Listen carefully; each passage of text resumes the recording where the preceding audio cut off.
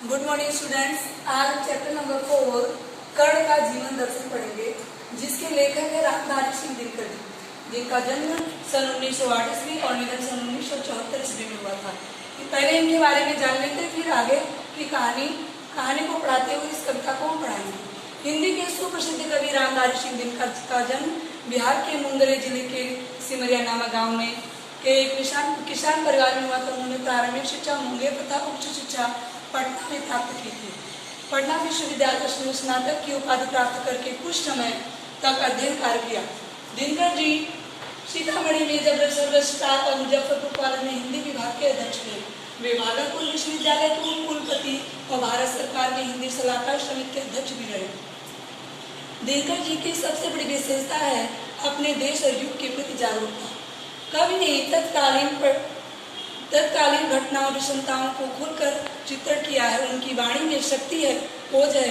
उनकी कविता में शोषित और पीड़ित वर्ग की व्यथा और उससे मुक्ति का संघर्ष है। उनकी रचनाएं हैं उर्वशी, रश्मिरथी, रेणुका, हुंकार, रसवंती, कुरुक्षेत्र उनकी काव्य कृतियां हैं।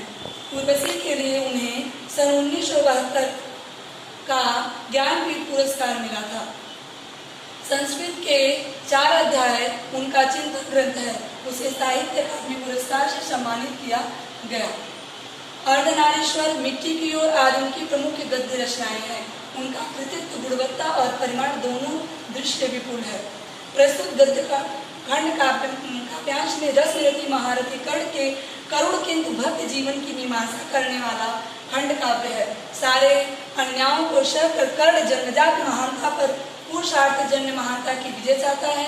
अंत में जय पांडव श्रेष्ठ के रूप में सब कुछ प्राप्त करने का प्रलोभन सामने आता है। तब भी वह अविचलित रहता है और जिसने आज तक साथ दिया उस मित्र को यानी दुर्योधन को वह छोड़ने का प्रण नहीं करता है और महल छोड़ना चाहता है। कृष्ण कर्ण को पांडव के पक्ष में ले आने के लिए उससे मिलते हैं। इस कथा प्रसंग से प्रस्तुत काव्यांश लिया गया है। चलिए आगे की चर्चा करते हैं। कर्ण कौन है? कर्ण पांडव और कौरव यानी सौते पांडव 5 से लेकर ऐसा कहा गया है कि कुंती कौमार्य अवस्था में कुंती के पुत्र कर्ण का जन्म हुआ था, जो कि वह पांडव में सम्मिलित नहीं होकर कौरव के पक्ष में थे और दुर्योधन के परम मित्र थे। जब कौरव और पांडव का महाभारत का युद्ध स्टार्ट हुआ तो कर्ण जो है पांडव के कुंती का पुत्र होने सूर्य पुत्र होने के कारण बहुत ही बर्बाद था और ऐसा लगा कि पांडव पराजित हो जाएंगे। तो कृष्ण उसे प्रलोभन दे रहे हैं कि कर्ण तुम आ जाओ मेरे पास। सब प्रलोभन दे, धन दौलत का प्रलोभन दे रहे हैं कि आ जाओ, लेकिन वह जाने के लिए तैयार नहीं होता है। कृष्ण बार बार समझाने जाते हैं कर्ण को कि कर्ण आ जाओ हमारे पांडवों के पक्ष में, लेकिन कर्ण क्या कह रहा है? वैभव विलास की चाह नहीं, अपनी कोई परवाह नहीं, बस यही चाहता हूँ केवल दान की देव सरता निर्मल, करतल से झरती रहे सदा, निर्धन को भरती रहे सदा। हे केशव, हे श्री कृष्ण जी, मुझे धन दौलत की चाह नहीं है, मुझे धन दौलत का लालच मत दीजिए और मुझे अपनी कोई परवाह नहीं है कि मैं कितना जीऊंगा कितना नहीं। बस यही चाह रहा हूँ कि मेरे पास इतना ही धन रहे कि मैं सरिता यानी नदी की तरह, जैसे नदी अपना पानी दान देती रहती है, वैसे मेरे करतल यानी हथेली से वह दान के रूप में ऐसा ही धन हो हमारे पास, दान के रूप में जाता रहे और निर्धन यानी गरीबों का पेट भरता रहे। गरीब दुख से राज्य क्या है केशव, पाता क्या नर कर प्राप्त भी हो, चिंता प्रभु अत्यल्प हास, कुछ चाक्य चित्त कुछ जड़ विलास। हे केशव, यह राज का तुक्ष है, इससे हमें कुछ नहीं मिलेगा। क्या मिलेगा? पाता क्या नर कर प्राप्त भी हो, अगर हम धन दौलत प्राप्त करें क्या मिलेगा मुझे? बस मुझे क्या मिलेगा? चिंता, बहुत अधिक चिंता हो जाएगी। बहुत सारा धन है तो टेंशन है कहीं चोर ना चुरा ले जाए। अत्यल्प हास, बस थोड़े दिन के लिए खुशी रहेगी और कुछ चाक बिल्डिंग हो गई, बंगले होंगे, गाड़ी होंगी, बस उसके बाद कुछ छड़ विलास, कुछ ही दिनों का ऐसो आराम रहेगा। लेकिन आगे क्या करें, वो भी हम क्या करेंगे? पर वह भी यही गमाना है, कुछ साथ नहीं ले जाना है, लेकिन जब हम ये बंगला गाड़ी सब जो हमें आप लालच दे रहे हो, माल का, राज्य का, वो यही छोड़ के तो चले जाएंगे। ले हमारी मित्रता को दाग लग जाएगी। मैं अपने मित्र का साथ नहीं छोड़ूंगा। मुझसे मनुष्य जो होते हैं कंचन का भार ढोते हैं, पाते हैं धन बिखराने को, लाते हैं रतन लुटाने को, जग से ना कभी कुछ लेते हैं, दान हृदय का देते हैं। करे जो मेरे जैसे मनुष्य है वह कंचन यानी सोने का भार वहन नहीं करते, वह धन को लेकर नहीं ढोते हैं, वह धन इतना इकट्ठा करते हैं कि यहीं पर पाया हूँ और यहीं दान देकर चला जाऊं। जग से कभी न कुछ, संसार से, जग संसार से कभी कुछ लेते नहीं है, और जो लेते हैं वहीं पर ही दान देकर चले जाते हैं। प्रासादों के कनकाव शिखर होते कबूतरों के ही घर। हम बड़े बड़े महल बनवाते हैं और सबसे टॉप चोटी पर वहां पर सोना लगा देते हैं, लेकिन वह क्या, किस काम का? वहां कबूतर ही बैठता है, वो किसी काम का नहीं है। महलों में गरुड़ न होता है, कंचर पर कभी न सोता है। गरुड़ कौन है? पक्षियों का राजा। उसके पास महल नहीं होता है और वह जो है कभी भी कंचन सोने पर नहीं सोता है, कभी उसको धन दौलत नहीं, लेकिन वह पक्षियों का राजा कहलाता है। बसता है वही कहीं पहाड़ों में, कहाँ रहता है? किसी पहाड़ों में, शैलों की फटी दरारों में, किसी शैल यानी पत्थर के फटे दरारों में वास करता है, लेकिन वह क्या है? वह पक्षियों का राजा है। होकर समृद्ध सुख के अधीन मानव होता नित तपे चीड़।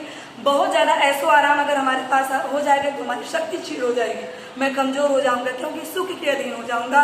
बहुत ज्यादा सुख करूंगा तो हमारी शक्ति अपने आप छीड़ हो जाएगी। सत्ता किरीट मणि में आसन करते मनुष्य का तेज हरण। अगर हमारे पास सत्ता, राजकाज, बहुत सारे पद पोस्ट आ जाएंगे तो हमारा मनुष्य जो है, मनुष्य का क्या होता है? उसकी शक्ति, उसकी बुद्धि नष्ट हो जाती है, क्योंकि उसके अंदर अहंकार आ जाता है।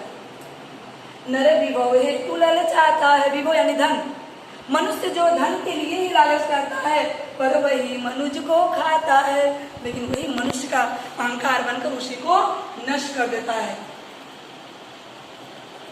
चांदनी पुष्प छाया में पल, जो फूल चांदनी की रात में और छाया में पलते हैं वो नर के, मनुष्य के केवल सुमधुर कोमल गले का हारी बन पाते हो, कुछ उस कायम कुछ काम के नहीं होते हैं। पर अगर पुष्प, जो ऐसे पुष्प होते हैं, पर अमृत क्लेश का पिए बिना, आतप अंधड़ में जिए बिना। लेकिन जो अमृत यानी आतप यानी आंधियों और अंधड़ों को, कठिनाइयों से जीते हैं, अपने जीवन में कठिनाइयों से सामना कर सकते हैं, वह जो है, जो बहुत ही आसानी तरीके से जीते हैं, वह क्या नहीं बन सकते हैं? वह पुरुष नहीं कहला सकता, विघ्नों को नहीं हिला सकता। जो अपने जीवन में कठिनाइयों का सामना नहीं किया, वह पुरुष नहीं कहला सकता। वह जो है विघ्नों, परेशानियों का सामना नहीं कर सकता। उड़ते जो झंझावातों में, पीते जो वार बातों में, सारा आकाशयन जिनका, विसदर भुजंग भोजन जिनका। यहाँ कर किसकी बात कर रहे हैं? हे श्री कृष्ण, मैं गरुड़ बन रहा हूँ, मुझे और किसी की लालच नहीं। मैं गरुड़ बनकर कैसा, जो आंधी तूफान में या झंझावात यानी बहुत तेज बारिश के साथ तूफान आना, झंझावात उसको बोलते हैं, वो उसमें उड़ते हैं। और पीतो जो वारी यानी हवा को, प्रभात को उसके बीच पी लेते हैं, यानी बहुत तेज आंधी चलती है। सारा आकाश उनका आयन यानी घर है, और विस्तर उनका भोजन क्या है? सांप है। ऐसा मैं गरुड़ बनना चाहता हूँ। वे ही फड़िबंद छुड़ाते हैं, धरती का हृदय जुड़ाते हैं। जो इस प्रकार से जीवन जिए रहते हैं, आपने रामायण देखा होगा, वहां पर नागपाश जब लगा राम लक्ष्मण को, तो कौन छुड़ाने आया? गरुड़। अगर हम भी गरुड़ की तरह जीवन जिएंगे तो ये हम भी जो है, कोई भी मुसीबत में पड़े, फड़िबंद यानी मुश्किल में पड़े, तो हम उसको छुड़ा सकते हैं और धरती को सफल बना सकते हैं। फिर क्या लास्ट क्या कह रहे हैं? मैं गरुड़ कृष्ण, हे कृष्ण भगवान, मैं क्या हूँ?